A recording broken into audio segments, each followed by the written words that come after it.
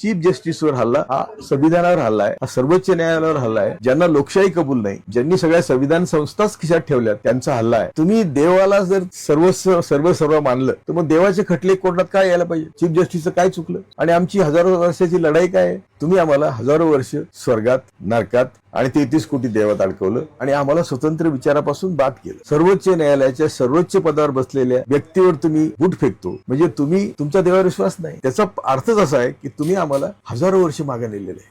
आता मोदी तर किती ढोंग करतायत, पाण्यात जाऊन बसतायत कॅमेरा ठेवून, समुद्रात गुहेत जाऊन बसतायत कॅमेरा ठेवून ध्यान होईल का?